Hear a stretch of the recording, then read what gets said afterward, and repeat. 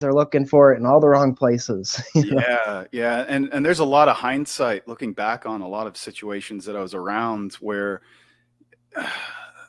I'm blown away that I was even in that world. I really am, considering where I'm at now, you know, Yeah. pursuing orthodoxy and you know, working toward becoming baptized and all that, and living as close to Christ and how he lived as possible, as I can. I'm not perfect, Right. but we could strive for that as much as we can, but sort of extrapolating the world that these artists are in, something that I did notice even before I started going on tour was, the players, like the people that are on the higher level, like particularly Live Nation and Ticketmaster, which is owned by the same guy. And if we look back in history, which was not that long ago, there's been, if you put the dots together, you start seeing that there were a lot of fake flags that were happening at concerts. There was the Queens of the Stone Age one.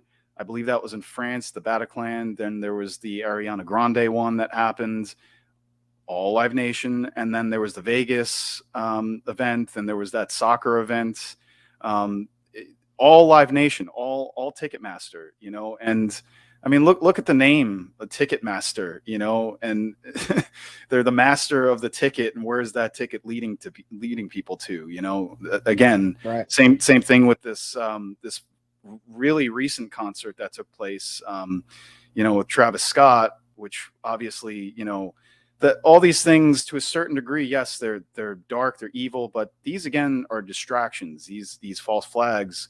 But I don't think that people realize that this is like a two-tier thing. This is for people that are into conspiracy, but this is also for the people that are sheep that don't realize what's going on.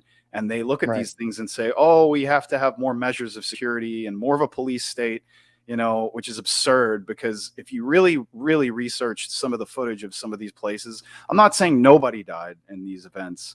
I'm saying that the number of people, how it happened, where it happened, isn't always the way that they made it out to be. Because I Oh know yeah. how the security works in the back of these places. It's not that hard to get into these places. Hmm. It's really not that hard.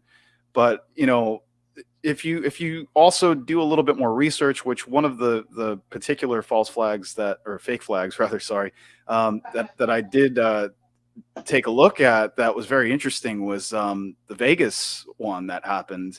And again, that was another Live Nation event. And when you watch the footage, it's so fake. The people, the actors, and there is something called crisiscast.com. It's owned by the Crown and MI6 and CIA. It's intelligentsia. They hire actors to do a lot of these things. You look at what happened at that event, and you find out, the MGM, who owns the MGM. A lot of people that go to Bohemian Grove. Again, the Mandalay Bay. There's also a Mandalay camp that's in the Bohemian Grove. Who's the highest one that's in that group? Henry Kissinger. You start finding these things and looking at it for what it is, and you start to see that the players are the same all across the board. These are oligarchs and, people that have no interest in humanity's freedom whatsoever. They're just interested in culling people, subjugating people and having power. That's what it's all about.